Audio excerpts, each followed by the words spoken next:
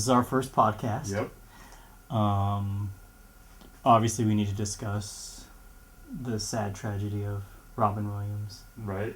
Well, that's a horrible way to start a podcast. I know. Well, we were supposed to start last week, and so our second podcast would be about that. But unfortunately, I had a wedding or a birthday. I mean, so yeah, as everybody knows, Robin Williams has passed away. Unfortunately, he committed suicide, and it turns out he had depression, and he also had early stages of Parkinson's. Yep. I don't think, other than a couple of trolls on the internet, I don't think I've seen anything. No, I think he was universally loved, man. Even though we had a few movies and things that were kind of dumb, I mean, for the most part, the guy was just a stand-up guy. I mean, he was a cyclist that did a lot of things to benefit people, and I saw footage of him going across the finish line in I think it was a triathlon, I'm not sure, but running across with a handicap guy, and just, I don't know, just everything he did seemed to be from the heart. Yeah, I mean, and I know he did a lot of USO tours. He'd go, that's over right. to Iraq. And didn't really talk about it either. No, he just did it. it was never a publicity stunt with him. It was always just, I'm going to go do this, go support it. I think he recognized that he had a gift, and he liked sharing that gift with people. And I think just being a celebrity in itself was just kind of it's just kind of just something that kind of happened with him, as opposed to a goal in his life. Because again, if you have somebody like, I'm sure, like if Kim Kardashian went overseas, she'd brag about it. She'd probably bring TMZ with her. Yeah, she wouldn't do it unless she made money off of it. Right, and Robin Williams was going out of his way to do it. I remember right after 9/11 happened, I remember People magazine or Newsweek or some magazine, they obviously had photos of the tragedy, and I remember one of the photos in there was Robin Williams down there donating blood. Really? Yeah, I saw that. Yeah. Wow. And so it's just things like that where it's just like, and I'm sure I'm sure he didn't call his publicist and was just like, hey, let's make this a photo op. I'm sure, there was a million news stations the whole around. thing was a photo op. I mean, right. Yeah, I mean, so I think him donating blood wasn't so he could be seen donating blood for the 9/11 victims and for the people that needed it at the time. He was just donating blood because he's just a good person. There just happened to be a photographer who recognized him and snapped that photo. Yeah. Yep. So sadly, he will be missed. I feel bad for his family. Obviously, it's never an easy thing to lose anybody to death, especially when you're talking about suicide, and a man who's so beloved and 63 years old. But I think that kind of proves the point that money doesn't buy happiness. Yeah, you know what? Too, I would say this. I think it's sad for us, and obviously, mostly for his family. But when you find out what was wrong with the guy, depression-wise, and the early stages of Parkinson's, and the fact that he's such an animated person, and that's who he was, and the fact that Parkinson's would just completely take that away. On one level, I just kind of feel like, it's probably made a decision that he probably thought about real well. I'm not trying to put thoughts in his head or anything, but, maybe that was the right thing for him to do. I mean, he's not going to get stuck through a whole bunch of years of right, feeling trapped in his body and all that. Right, and definitely not the right thing to do in the sense of like let's justify it, but in his mind with everything that he was going through, when people say like suicide is a selfish act, I'm sure that final decision was not made lightly. I'm sure that, and again, battling depression in itself is, you talk to people who have depression, and it's described in ways that a lot of people can't understand because they don't have depression, they've never experienced it. And so when you have people that are like, oh, it's selfish that they did this, it's like, well, it's controlled by the brain, and the brain is an organ. And if the brain isn't releasing the chemicals it needs to, it's going to cause depression. It's not as simple as saying like, oh, I shouldn't be depressed today, so therefore right. I'm going to smile. Just cheer up. Yeah, it's not that easy. I mean, the brain releases serotonin. Serotonin helps keep you happy, and if your serotonin levels aren't where they need to be, that's where depression comes into play. And I know with Parkinson's will also block the serotonin release, which will add to depression. And so when you already have depression, which it's not a secret he had it. He was open about for his decades. struggles, and and his addiction as when he was younger, and I think he had a relapse a few years back. Yeah, yeah. So definitely don't want to spend the whole show on Robin. I mean, we definitely miss him. I found myself tearing up at times, even though I've never even met the man. And my heart goes out to his friends and family. It's a tragic loss, and he will definitely be missed. Yeah, I don't know what else to say. I agree. Because usually when these things pop up, I'm just like, why is everybody so sad? The person, what did they ever do good for the world? But this is an exception to that. Absolutely. And somebody who did a lot of good things. And so selfishness is exactly the wrong word to use about the guy. It's better just to remember everything that he contributed and call it good with that. So, with that sad, somber note, we're going to go into our first podcast. So the purpose of this is obviously I am a geek and a nerd at heart. Lee is also a geek and nerd, and I'm never going to run away from that. I've always embraced it, even as a kid. And I think I grew up in a time where the nerds were starting to become more acceptable. Yeah, they've gotten over the whole nerd movies in the 80s. Right. So, when I was in elementary in the 80s, and Nintendo came out, and comic books, and at that point, I think I kind of lucked out. So I grew up in the world of superheroes and in Nintendo games and board games and Dungeons and Dragons and all those things that I think the generation before us was probably like, nerd. Yeah, totally. Although I will say this, the reason why I got into that stuff in the first place is because my dad would give me comic books and stuff when I was a kid. There was definitely, I don't know if you want to call it nerds, more like geeks or something, right, way back, way back. And it probably had like a couple of different renaissances, and I think we're in one again right now. I think it's acceptable, almost to the point of tedium in some ways. It's a little bit like too prevalent in a way. Yeah, I could accept that. I mean, I think it's definitely getting bigger. Yeah. But I'm okay with that. I would rather accessibility comes along with that, right? And I'd rather that be the mainstream than I don't even know. I guess again, like, I grew up into the nerd culture and away from jocks, without trying to attack anybody who might be listening, and so I'd rather have the nerd culture be the prevalent rather than you gotta win, where it's just like, let's just all go play video games and board games and dress up like wizards and play Dungeons and Dragons and roll our 12-sided die. Totally. There's definitely a place for that. It's just from the escapist perspective. I also think the two things are not mutually exclusive. I mean, think about a guy like Bill Gates, who probably really helped nerds and geeks kind of get into the mainstream, and that guy is definitely, quote unquote winner. Right, of course. Driven kind of guy, but also a geek. Right. And definitely a nerd. And I also want to elaborate, right? So I've also heard that Vin Diesel is actually a huge D&D and a huge D&D player. I think he did the preface of one of the D&D. Right. Yeah. And I don't think anybody out there is going to say that Vin Diesel is definitely not toned or to quote unquote what you might consider like a jock standard. I mean, the guy is obviously very well built, and again, he's a very cool guy who just happens to like cool. Absolutely. Cool outside of the nerd norm, and within the nerd norm, he's also an awesome guy because he plays D&D, and he just happens to be a man who plays D&D who's also muscle. Yeah. Same with The Rock, Yeah. Obviously, like the biggest guy on movies, right now, physically.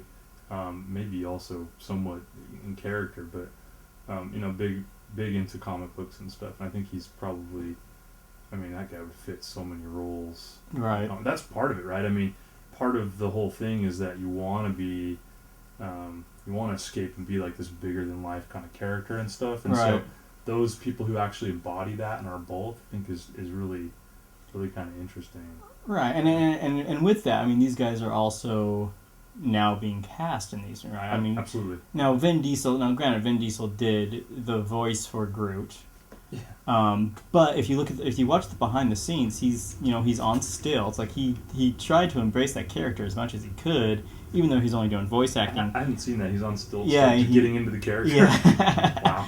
Wow.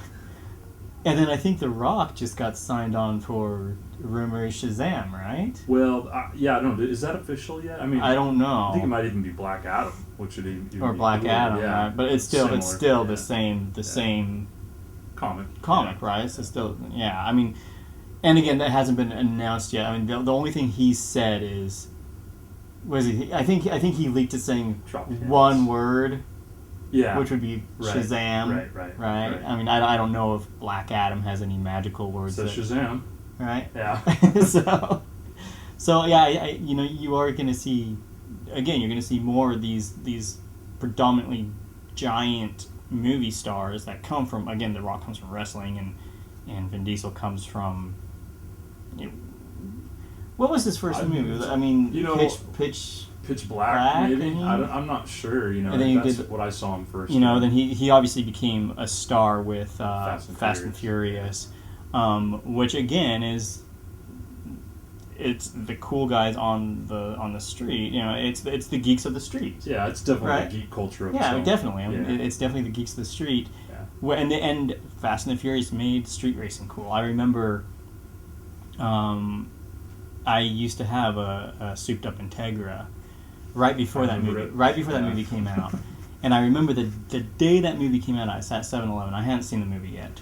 And I was at 7-Eleven, and these kids rolled up in their Honda Civic DX with an exhaust tip. They even had the exhaust system on it, just an exhaust tip. And they came up to me, and they're like, "Do you want to race?"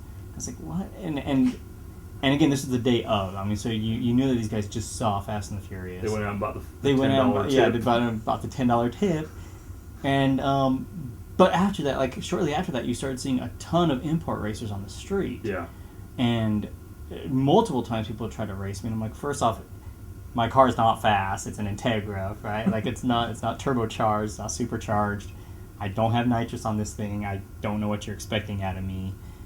For a lot of I had Mitsubishi Eclipses that were turbocharged that wanted to race me, and then I also had Honda Civic DXs where I was just like, okay, my car's not fast.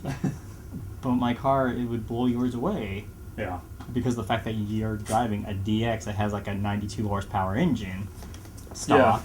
Yeah. To be fair, some of those probably could blow a lot of cars away because that was part of the interest in those, is that they were sleepers. Cheap. Yeah, and then you could just make them sleepers. Yep.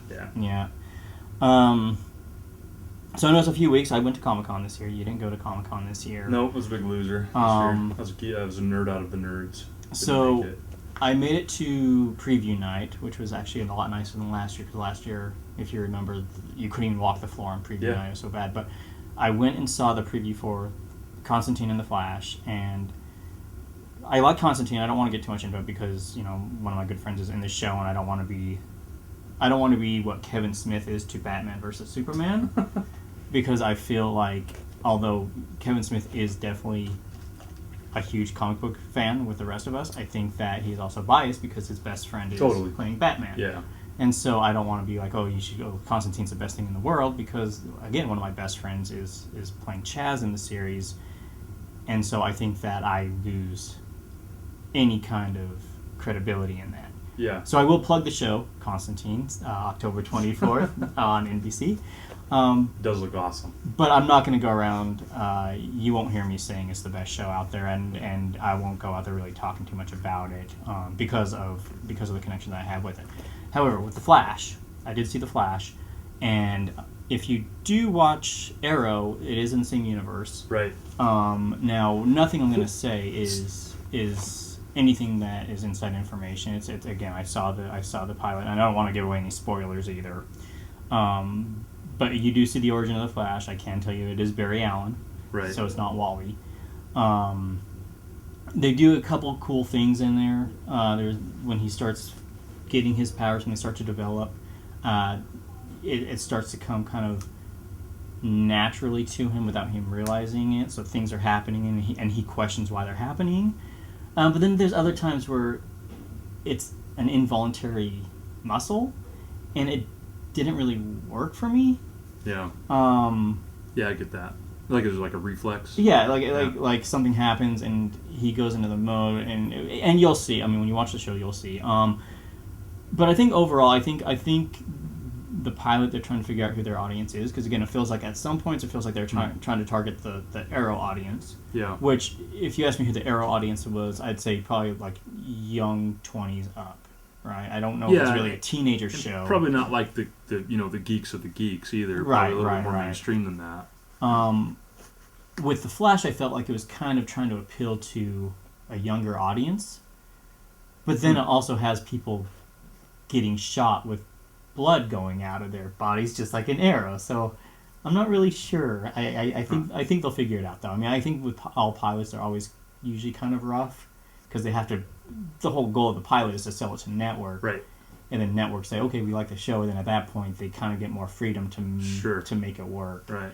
And for your description though, I mean, it having like sort of teenager themes or something, but then also like blood and stuff, that fits well into the DC universe, I think. Anyway, I mean, that's how DC is, No, and absolutely, I again, it's hard to explain without giving away any spoilers. And again, I don't want to start saying like, "Well, this happens," right? Because even giving away a minor spoiler on something that majority of people haven't had the opportunity to see, I don't think that'd be fair. So it's definitely something that we can revisit once the pilot actually airs, and we can go in and talk about it. And I will say I did like the twist at the end. It sets up a whole larger storyline. Yeah. I mean, so. Batman vs. Superman was obviously there. I did not make it into Hall H. However, I have seen the leaked trailer. Did you see the leaked trailer? I did, yeah. Saw it from several angles. So, what are your thoughts on that? First of all, let me say that I had some ambivalence toward Gal Gadot being Wonder Woman. I think she's too thin. She's from Fast and Furious, speaking of which. Yes. But then when I saw the footage of her, I thought she looks awesome as Wonder Woman. I think they did a really good job with the costume too, and the sword is there, which is good. Right. Gotta have that sword. I think it gets lost in some of the older Wonder Woman stuff. Right. So she looks very Olympian or whatever. And the rest of the footage I saw, it's sort of kind of what I expected. I think. I don't know how I feel about Batman's costume in this newer one. It looks a little, I don't know, it looks like S&M fucking, I don't know what it looks like. It looks like it's made out of latex rubber and that you buy it at the one of the sex shops in West Hollywood or something. It looks a little weird to me. Superman looks cool. Yeah. The only thing I've ever had wrong with that Superman is I don't think his body proportions quite look right. And they don't, and the reason why I'm talking about the physical, like the visual attributes, is because there's not really enough going on, I think, in the leaked footage to really get an idea of the larger picture of the film. You know what I mean? Yeah. I mean, and my I don't want to say concerns. Where I'm confused about, I guess, or why I'm curious is, when they announced it last year, they read the line from The Dark Knight Rises, or The Dark Knight Returns, where he says, remember Clark, I'm the one who had... I'm straight out of Dark Knight Returns. Right, I mean, and so they indicate, like, it's going to be a Dark Knight Returns-esque story. Yeah. Fast forward a year, we know it's Batman versus Superman. It's called Batman v Superman. Yeah. Like it's a court case. And then they show the footage where it's Batman clearly in the armored bat suit from Dark Knight Returns, and he turns on his own spotlight, the bat lamp, to turn on the bat signal, and you see Superman up in the air with his glowing red eyes, and then you see Batman with his glowing blue eyes, and it kind of breaks away, and then that's when it cuts, and then everybody claps and everybody's happy. Where I'm at is one, is this Batman or is this Dark Knight Returns? Because we know it's not, but at the same time, you pulled out an exact quote last year, and then this year you got two costumes that are pretty much from. Right, I mean his regular costume has the short ear, the one that when he's standing by the Batmobile. I mean, even the angle of the eyes is kind of similar and stuff. Yeah, totally. And then in the the leaked footage, he's also wearing the armored suit, which he wears in Dark Knight Returns when he battles Superman, right? Because you can't just battle Superman in your regular armor. You're going to get killed. Yeah, not if you're Batman. Right. Well. Not if you're human. Yeah. So I don't, and again, I haven't seen any script, so obviously this is all speculation. I'm curious how it all fits in, because at the end of Man of Steel, he's not exactly buddy-buddy with America, right? He destroys the satellite and he says, quit spying on me. Would they say, like, $100 billion in damage or something like that from his little battle? Yeah, I mean, quit spying on me. Quit spying. But it was also a little playful, like they had like a kind of a somewhat of a relationship going on, right? But not necessarily like, hey, we're allies now or something. Right, and I guess that's kind of where I'm at, right? Because and again, maybe I'm wrong in using the Dark Knight Returns as any kind of source material, but in the Dark Knight Returns, he's buddies with the president. And the president says, hey, Batman's up to no good. Yeah, Ronald Reagan, by the way. Right, Ronald Reagan. But, we're talking, I don't want to say Ronald Reagan because we had Barack Obama. We don't have Ronald Reagan anymore. Those things wouldn't make sense anymore. Because, exactly. So he then says, go stop Batman. He's returned. And he's being an asshole, basically. And so that's what ultimately leads to Superman going to Gotham to fight Batman. Yeah, essentially, yeah. I don't see how the ending of Man of Steel equates to Superman being friends with the president and going to Gotham, because it's not happening in Metropolis. Like, the bat signal is clearly in Gotham. He turns it on, and Superman's there. So I'm confused, and I'm curious as to why. I guess I just don't even really expect that to be a part of the storyline, but maybe it will be. I don't know. If they're in opposition somehow, I have a feeling it'll be for different reasons. You know how Batman is, for one thing. If you come into Gotham, even if you're another superhero, he doesn't want you there. Of course, depending on the specific Batman character. But maybe it's something like that. I don't know. Maybe they're both ambivalent to each other. They don't know who is doing what. You know. Maybe it has to do with Wonder Woman. I don't know. Right, and that could be, or maybe that footage is absolutely nothing other than San Diego Comic-Con footage to excite the fans, and it's not even going to be used at all. Yeah, or totally taken out of context. Yeah. Right. Yeah. So rumor is Jason Momoa is going to be Aquaman. Yep. And it came out this week. I don't know if it's been confirmed or not, but there's a lot of rumors coming out this week that Aquaman's actually going to get his own movie. Yeah. As well. Is that on the official DC list, or is it just somewhere in the murky, I don't know if I don't even know what that DC film list is. I think it's in the Untitled murky. Okay.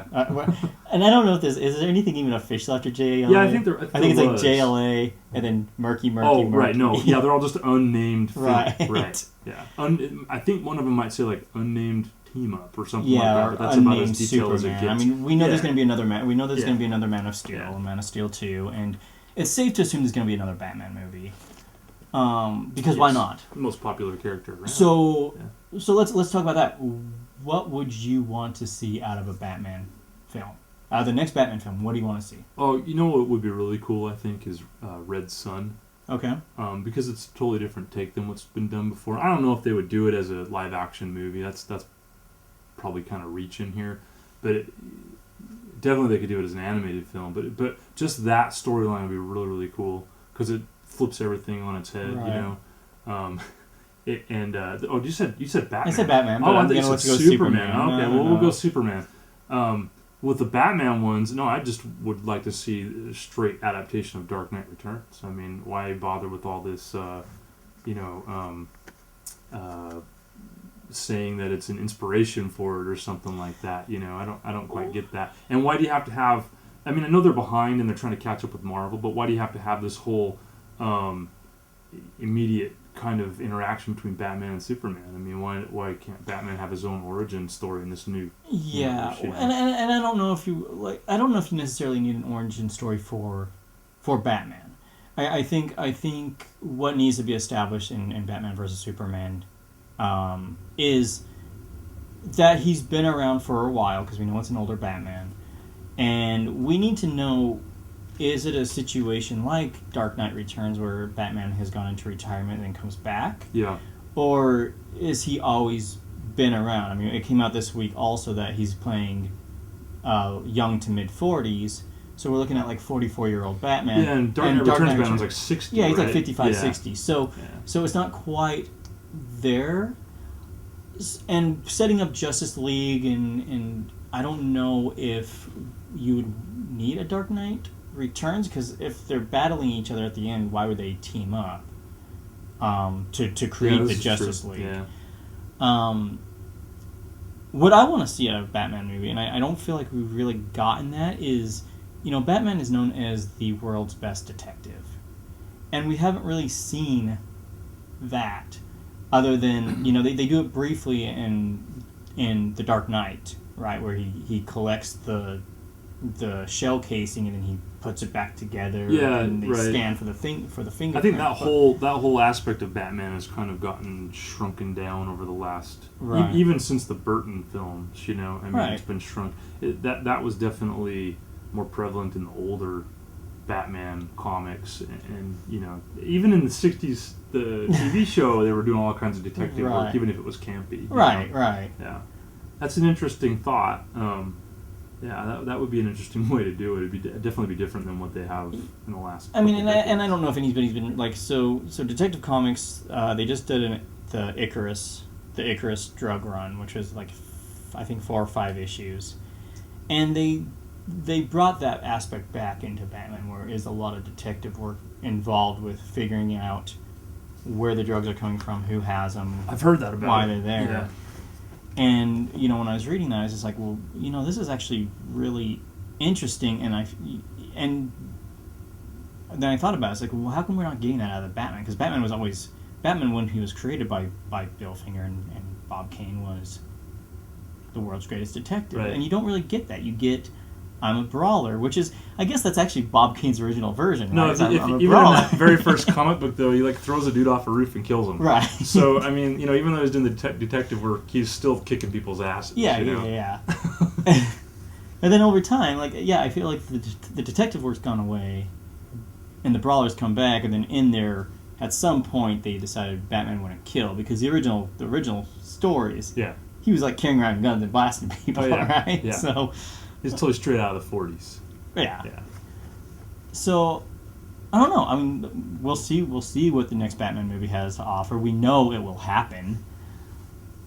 If I guess, if I'm a little more optimistic about it, I guess this is a way to introduce Batman into this new universe, since they're saying that the Dark Knight trilogy is not part of this universe.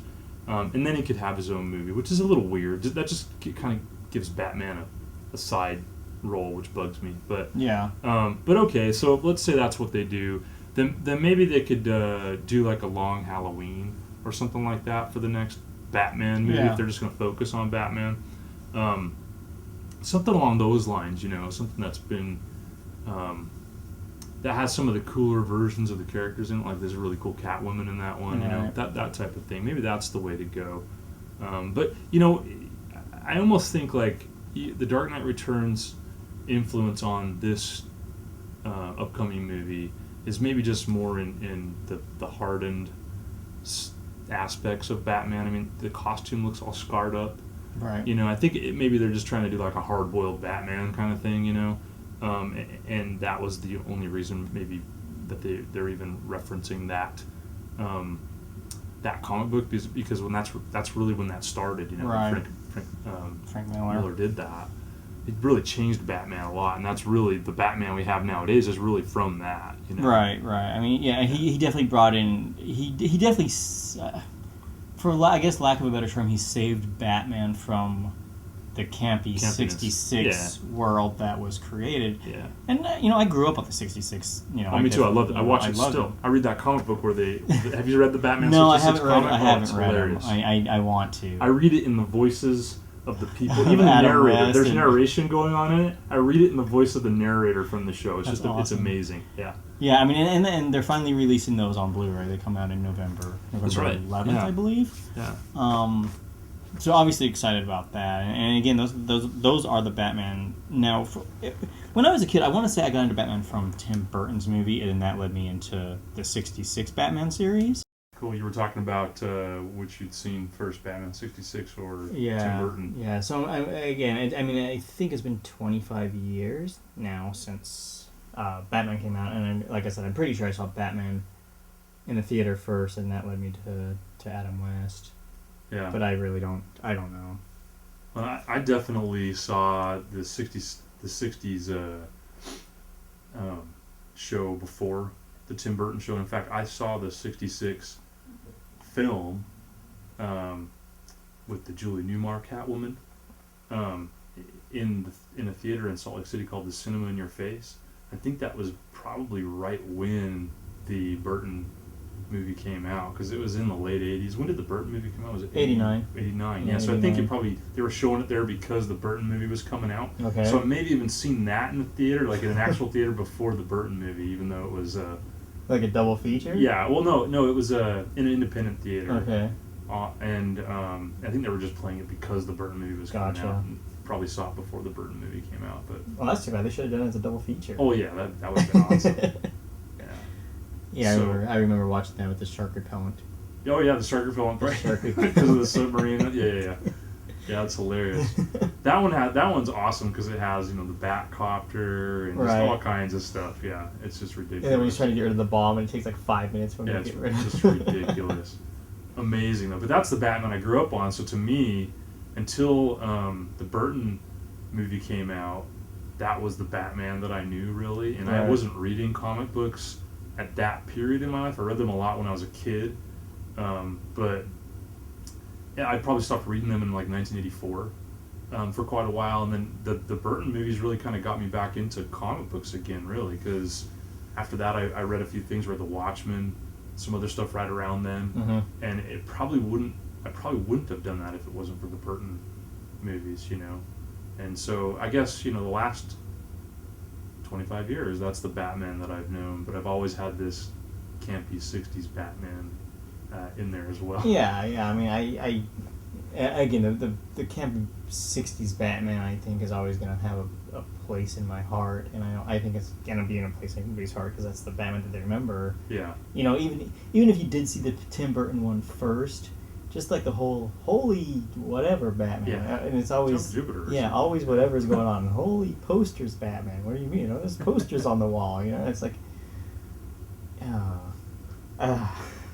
so bad but so good. It's amazing. It captures. I mean, I wasn't alive in the '60s, but it captures what I think of the '60s, other than the hippie stuff. Right. It captures that, I think, perfectly. Yeah. The campiness of it, and it's amazing.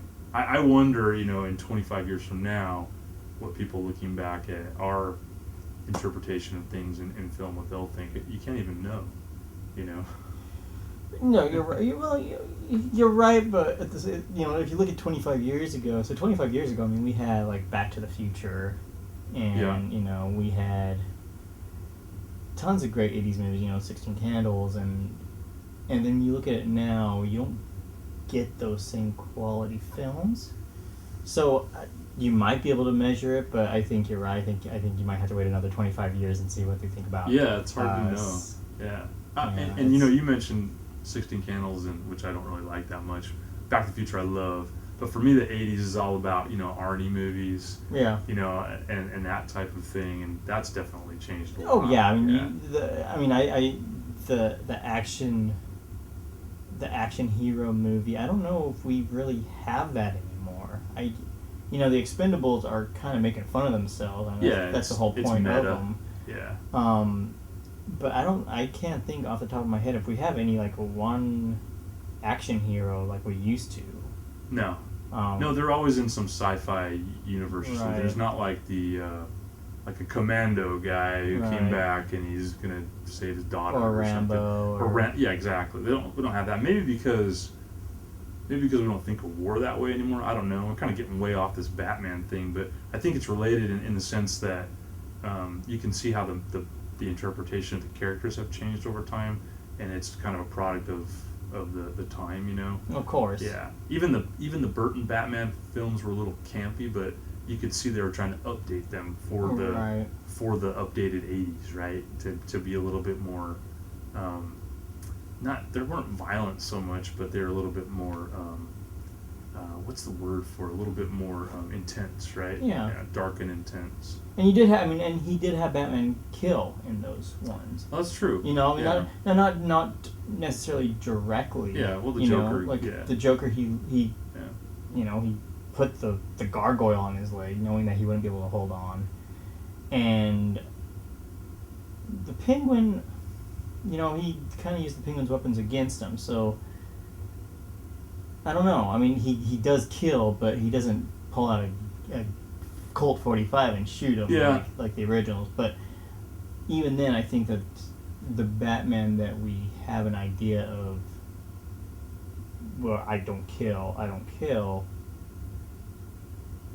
think that was necessarily the same as it was in 1989 with Tim Burton. I think that there was a little bit more. There is room to kill if needed. Yeah.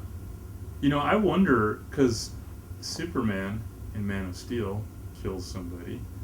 Right. Which, that's against his character also. Right. And they did it in the origin film.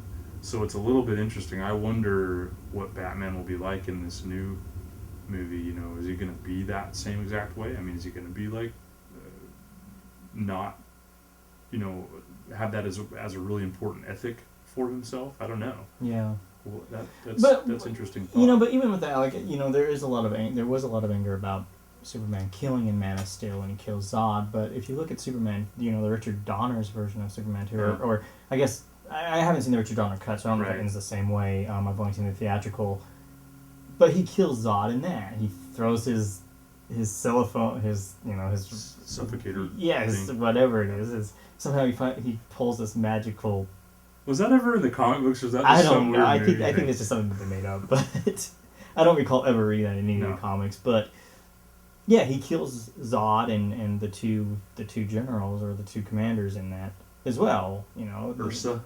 Yeah, I mean, I don't remember the big guy's name. Well, I guess she actually got killed by Lois Lane, right? Because she gets punched and she falls off the ledge in the Fortress of Solitude. But Batman definitely throws the cellophane wrapping around the guy and he falls. He's like, and then the other guy just dies, right? Because he thinks he can fly. He's all, and he falls down. I want to go watch that again because it's funny because I watched that so many times in the past, and these scenes are like I'm catching glimpses of them in my head when you're saying them, but I don't remember the details there. It's weird. Yeah. I have to go back and watch it again, but definitely it wasn't obvious that he was like, you know, hey, I'm just gonna kill you guys to take care of my problem. It wasn't like that, right? You know? And I guess in the Snyder film, they made it seem like he was forced, you know, which is a little silly the way they set it up because people are stuck in the corners. I'm sure he could have done something else, like get in front of the laser vision, whatever you want to call it. But yeah, what do you think about the no kryptonite thing? And if that's the case, then how is Batman going to? I wondered the same thing, and again, the question is how much of Batman versus Superman is actually going to be Batman versus Superman, right? Like, are they just going to have a battle and they realize that they have a common goal, even though they have a different approach to it? Or are they just going to backtrack and be like, well, we didn't introduce kryptonite in the first movie, but we're going to introduce it now. That would be funny. Because I also feel like Batman versus Superman, and again, I have no insider information on this, so I have no idea, but I'm just speculating that Man of Steel, although it did well, it didn't do as well as they wanted it to, and it got critically slammed. Yeah. And it's rotten on Rotten Tomatoes. Yeah, so I feel like Batman vs. Superman was kind of a rushed deal, and I feel like it was kind of thrown to, like, it was like a last minute plan, like, oh, we didn't do as well as we needed to, we need something to ignite the excitement, let's do what everybody has wanted for many, many years, and that's Batman and Superman in the same movie. Yeah. Let's do it. And I don't know if they thought about Justice League. Yeah, Justice League. I think Justice League was always a plan. but I don't know if the no kryptonite was part of. I don't know if plan. I don't know if Zack had like the larger plan of doing Batman versus Superman. I bet they didn't. Or if Zack was like, I have a different idea, and then Warner Brothers came along and said, sorry, Zack, you have to do Batman versus Superman. Although there was a Wayne Enterprises satellite in the movie, so they were sort of implying that there was this larger universe, metahumans and superheroes or whatever. Right. So maybe, I don't know, maybe it was. But I guess the point is, like, did they always intend to set it up as a Batman versus Superman, or did they? Because I think Justice League was always announced. I think Justice League was always right. I don't think there was ever any question about Justice League that was going to happen. I remember at one point there was actually rumors that Ben Affleck was going to direct Justice League, and this was before he got signed on for Batman. But if the goal was always to do a Justice League, then that gave them the opportunity to introduce Superman and Batman as friends, rather than on a combative level, where it seems that that's where they're going now, especially with the name of Batman v Superman. Yeah. I don't know. We'll and see. Then the subtitle of Dawn of Justice, which is obviously leading to the Justice League. Yeah.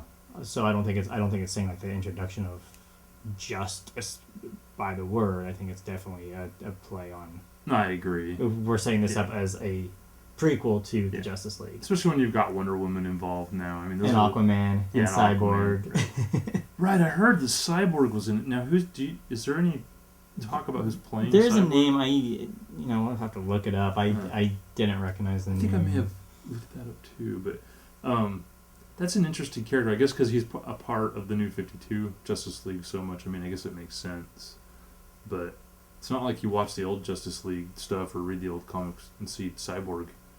No, I mean, because Cyborg was part of Teen Titans, right? Isn't that where he came? I don't know if that's where he came from, but definitely was in Teen Titans. Yeah. So, yeah, and then is Flash going to be in this, or so? I don't know, because we know that they're going to be in. We know that they're going to be in Justice League of America, because you can't have. That is Justice League to me, right? You got to have Superman, Batman, Wonder Woman, Flash, and Green Lantern.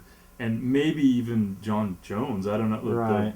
Martian Manhunter. Marvin Mount, yeah. But yeah, and then you've pretty much got what I think of as the Justice League, Yeah. So if they're introducing everybody now, and again, AMC. There's an AMC movie talk, and I apologize, I don't remember the guy's name who did it, but he was talking about how Guardians of the Galaxy proves that you don't have to do origin stories on every single hero, and why Justice League will work. Interesting. And I agree to an extent. I think the problem that you have with not wanting to do backstories on Justice League characters is that you've already introduced a world where everybody was amazed and surprised about Superman. Yeah. So if everybody is amazed and surprised about Superman, and Batman you don't need to worry about, because Batman's just a vigilante, right? He's a vigilante, great detective, and hopefully they emphasize the detective part. He's human. Yeah, but he's a human, right? They know that he's a human. They know that he's some guy who's dressing up like a bat going around and fighting crime. So if Wonder Woman comes into the mix, is the world going to be like, oh, where did Wonder Woman come from? Or do they already know that she exists? And if they already know that she exists, then why were they so surprised about Superman? Yeah. When you already have another metahuman in the world. Yeah. And again, if Flash comes along, if you introduce Flash and Green Lantern and Wonder Woman all at the same time, then it's either, oh, this is convenient, they're all showing up at the same time, which doesn't make any sense, or two, they've already been around and humans are already aware of them, in which case why do they care so much about Superman when they already have these other metahumans in the world? That's why I feel that he's wrong. And I think that you do have to show some kind of origin point to these other characters, because otherwise you just get all these characters that come out of nowhere, and the question is how and why. No, I agree. So I think if you went, character by character, whether or not it would make sense for them to be appearing in this film, you know. So I think Wonder Woman you could get away with because she just lives on the island. I forget what it's called. Is it called Amazonia or something? Yeah. Wherever her people are from, and they just have hidden from the world. And maybe the appearance of Superman is something that brings her out, or some threat to the world, or something. Okay. Batman, you already talked about that. Yeah. We get away with that one. The Flash, I think he'd be okay because he could be a covert version of the Flash. You know, he's so fast nobody'd know anyway. Maybe just he fixes things without people seeing it. So has he been fighting crime this whole time? That's what I'm saying. I think you could probably. It's a little bit of a reach, but you could probably get away with it. You know. Okay. But the Green Lantern, how Right. would you do that? I mean, he's like so obvious. You know, like he's always. Making his constructs, and you know, it's right. I don't know how you'd get away with having a Green Lantern that just appeared. So that's probably not in this movie, but I'm still struggling for how they would introduce him in the future Justice League movie, even if it's just like a couple of years after this, right? Yeah. In the timeline of the actual films, and then Aquaman you could get away with because he just lives under the ocean. He lives in the ocean. You know. Cyborg. I mean, maybe Cyborg is created as part of this whole thing, you know? Maybe it's a Lex Luthor thing gone wrong. Yeah, well, and that's kind of how it is, right? Isn't he there's some kind of, what is that called? Nanobites that invade his body. I think there's these nanobite things that get into him and they make him stronger. Okay. Yeah, I mean, I don't know much about Cyborg. I don't either. I've read a little bit about him, but so you could probably make his creation part of the show, the movie, you know, instead of having him having been around. So I mean, in Justice League, you'd have to introduce Green Lantern. Green Lantern's a tough one, and you'd have to you should introduce Martian Manhunter. Yeah, I hope he's in it. Is that rumored or not? I don't know if they've even talked about Justice League rumors. I think right now it's still just Batman versus Superman rumors. But we know that they're shooting back to back. So it's like once they're done shooting BVS, they're immediately going to JLA. Right.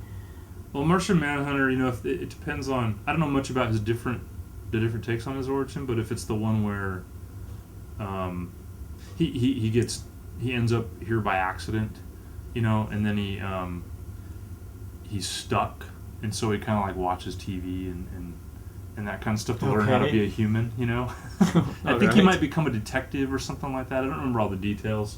But, you know, maybe he's just living his life as a detective and nobody knows who he is. And then all this stuff is happening. And so then he comes out of the woodwork, too. It gets a little weird at some point if you just have all these characters coming out of the woodwork because of this, you know. Right. I mean, that's kind of my point, too. It's again, it goes back to how and why. Yeah. You know, why, you know, and I think, you know, I've had this argument with other people too, and they bring up Watchmen as an example of why you don't need to have an origin story, but, you know, the thing with Watchmen is they already...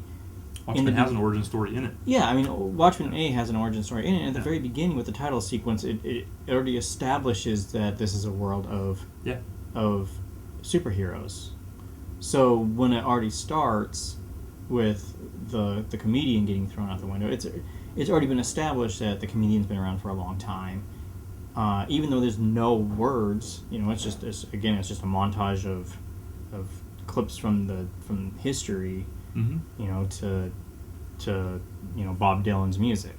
Yeah. But you know what's going on, and in those clips you also see like there are some superheroes that got shot. Yeah. Some that were taken off and taken into an insane asylum. Their capes get caught in revolving doors. Or was that just the comic book? No, that was in the movie too. Yeah, that was in the intro. The Dollar? What was that character's name? The Dollar or something? I don't remember. It wasn't in the movie really. No, they only showed it in the montage at the beginning when they're showing the clips, and they show like the photos of like them, the team starting up and then the team kind of falling apart, and then that's when they implement like the no superhero law in the world. But again, you know, you get that establishment, and again, this goes back to you. If they just did Justice League, I don't think that it would be as questionable as far as how they're going to pull it off. But I think the problem is that they did Man of Steel. Yeah, totally. No, I get it. They introduced Man of Steel as an origin, Yeah. so it's like how do you make the Justice League without giving an origin to everybody else? Yeah. If they would have just done the Justice League to begin with, it'd be fine. Yeah. You're just saying, boom, there you go. Right. Yeah, I totally get it. Unless, maybe Batman versus Superman is a few years down the line or something too. I don't know. That still, then you're still. I don't know. I think I'm giving them too much benefit of the doubt. No, I think I mean, they're kind of screwed. And again, I mean, I haven't seen the script, so the script might all make sense. Yeah. I don't know. Who wrote it though? I don't think. What's his name wrote it? Right, the Blade guy. Why can't I think of his name? The tattooed guy. I don't know if Goyer wrote this one. Yeah. I know. Did he not? I thought he did. I don't think so. Oh. I know he wrote Man of Steel, Huh. but I don't think he wrote What Batman about, versus Superman. what about Chris Nolan's brother? Is he involved at all? Not that I've seen. Hmm. I think Jonathan Nolan was Jonathan. I think he was only involved with Man of Steel also. Hmm. And again, Man of Steel wasn't bad. I mean, it had a different I liked take, but I think there's definitely a lot of things wrong with it too. And I think fans. I mean, we're not going to go and rehash a movie that was released a year and a half ago because I think every single fan on the internet's already ripped that movie apart. Oh yeah. I think we're already behind the times by me even discussing Comic-Con from 2 weeks ago, right? Yeah. So, what else this week? They released the trailer for the new Silent Hill, I believe. Oh yeah. Did you? So yeah, I think I was showing you a few minutes ago. They have this kind of what I think is actually a pretty good advertising campaign where they show these I think so like middle-aged and older Japanese women in the dark playing the trailer or playing the demo. Yeah, and just showing their reactions. It shows very, very little of the gameplay, although I think you can download the demo to play it. I haven't seen it yet, but and it just shows their reactions. It's incredibly funny. I think they're just totally scared out of their minds. And I know there's a few people involved in this one that excites me. I haven't liked Silent Hill for a long time, at least not the games, Yeah. And so it'd be really good, I think, if they had a new Silent Hill that was fun and scary to play again. I think that's what they're going for, based on this trailer showing these women freaking out playing the game. See, and I've only played the first two Silent Hills. I only played Silent Hill 1, Silent Hill 2. Yeah. I haven't played any of the other ones. I've heard, I think it was 4 was called The Room or something like that. Something I heard like that that one was good. Yeah. Was it good? People liked it? Yeah, but I don't really know too much. Like I said, I haven't really played any of the Silent Hill movies or games. Norman Reedus is the capture in the new Silent Hill game. And I don't know, from the 3 seconds of hallway that you get to see, I mean, it looks great. I mean, the atmosphere is definitely there. And with the ladies' reactions, I think it's probably there. But again, they're also older ladies, so they might just be they might just be jumpy because. Oh, and I'm sure if they weren't, if people were playing it and it didn't affect them that way, they just wouldn't show that as part of the trailer. So I think if they had like a bunch of like young adults or late teens playing it, their reactions might be different. So the game might be looking scarier than it actually is. I don't know. Yeah. I like that Guillermo del Toro's involved. Yeah. He's got a good guiding hand with these types of things, I think. And I think my point is just that this type of advertising campaign, I think it hints that that's what they're kind of going for. Right. And so that makes me hopeful. We'll see. I haven't played one in a long time because I haven't cared about them anymore. But, I used to love survival horror, and if they can make me scared again, I'll jump right back in. Yeah, I mean, and it's the same with the Resident Evil games too. Totally. The first two Resident Evil games are awesome, especially the first one. The first one was amazing. Yeah. And then 3 was kind of weak in my opinion, but it was still in that same original night when the virus gets out and all hell breaks loose. 4 was a great game, Resident Evil 4, which came out 10 years ago, but it wasn't survival horror. It was more of an action. Yeah. It was more of an action shooting game with the the occasional puzzles, and you have these different types of zombies. Yeah. They're remastering the original Resident Evil, Again, if you remember, they remastered it for the GameCube like 12 years ago. GameCube. Yeah.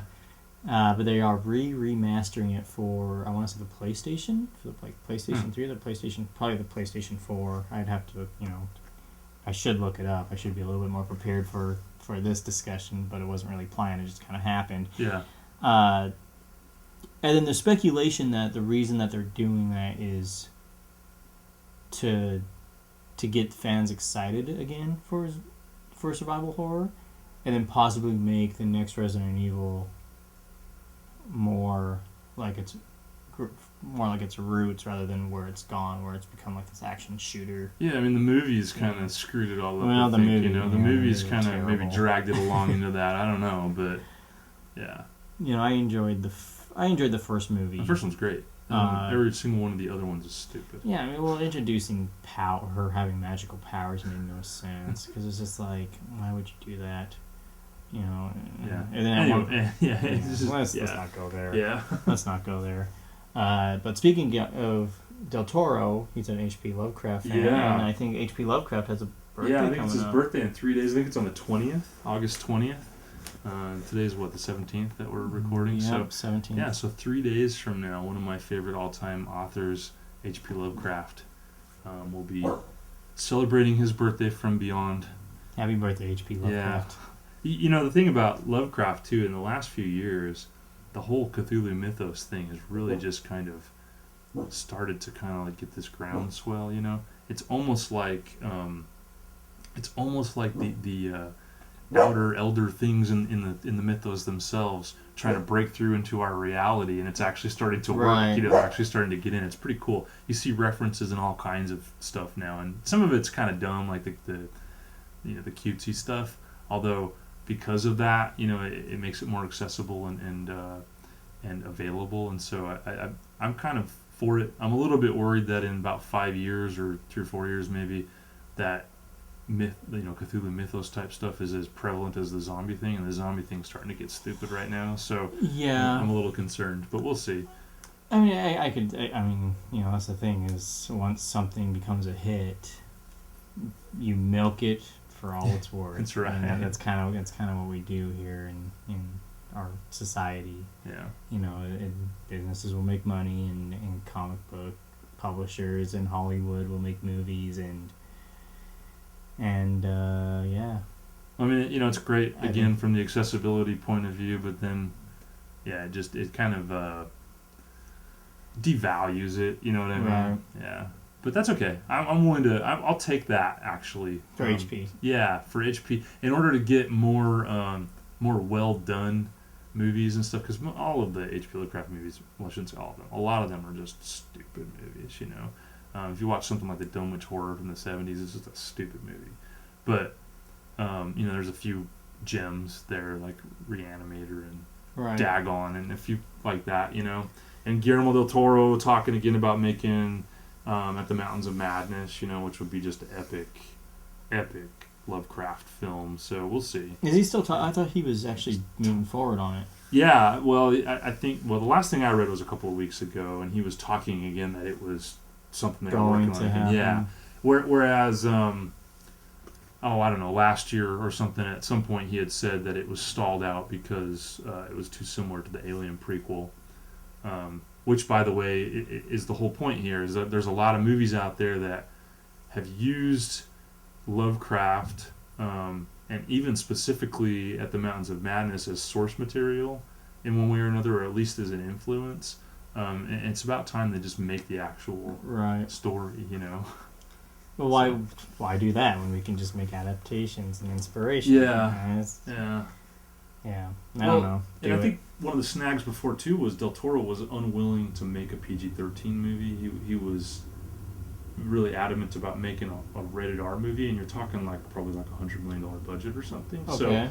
So that becomes a turnoff, I think, for the studios. The studios, yeah. right. But I think he's kind of given a little leeway on that now, or given in a little bit, and starting to talk about it as a PG-13 movie, which I'm actually totally fine with, because a lot of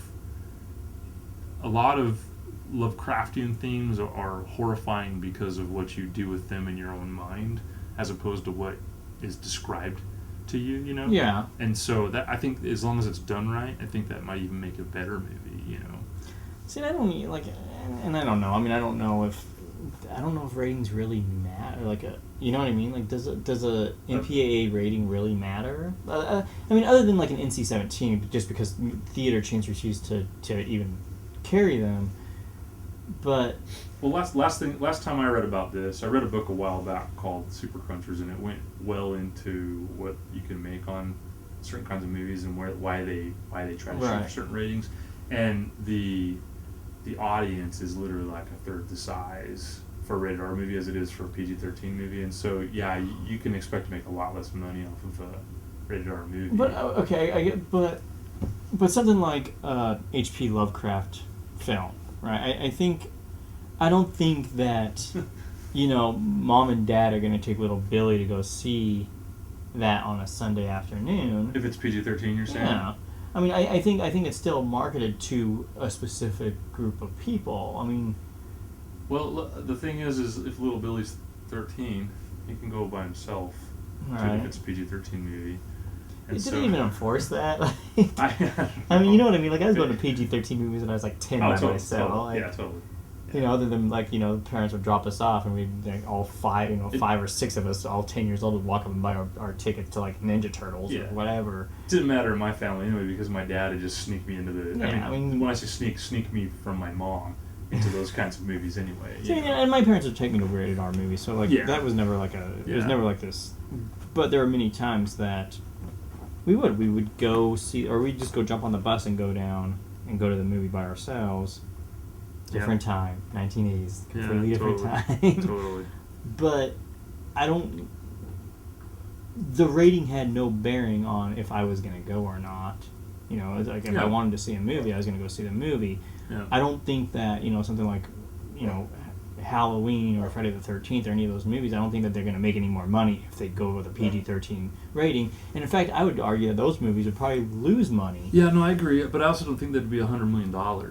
Yeah, I guess you got a point. I guess that's what it comes down to is the return on the investment. I guess if they're really wanting to put $100 million into an H.P. Lovecraft film, then and you kind of have to because that story's epic, right? I mean, you've got huge monsters. Yeah. And, you know, and if they did it on a cheap shoestring budget, it would just fail. Yeah. And then they're really not going to make money.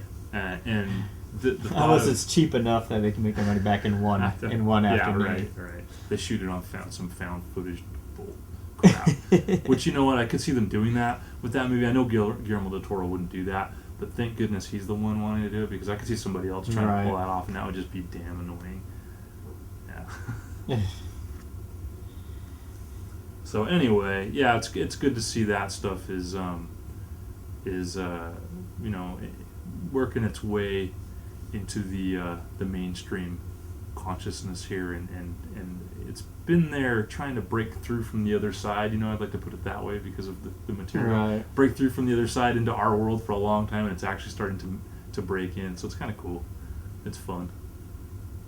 But well, what else? Is that it for today? I think that's going to be it for today. All right. Well, we've got lots of stuff to talk about in the future. For sure. I think we had quite a bit today too, though. Yeah. I mean, so anyway, thanks for listening. We are gonna post this. If you have any questions or you want to email us, you can get me on Twitter. I'm at Eric Preston. Lee, you are Drift Workshop. DriftWorkshop. Yeah, so that's our Twitter handles. And comment below. This will be on YouTube until we can actually get onto podcasting. Yep. So comment below. Tell us what you liked, what you didn't like, what you want to hear. If you have any questions that you want us to talk about next time, feel free to hit us up. Until next time, goodbye. Goodbye.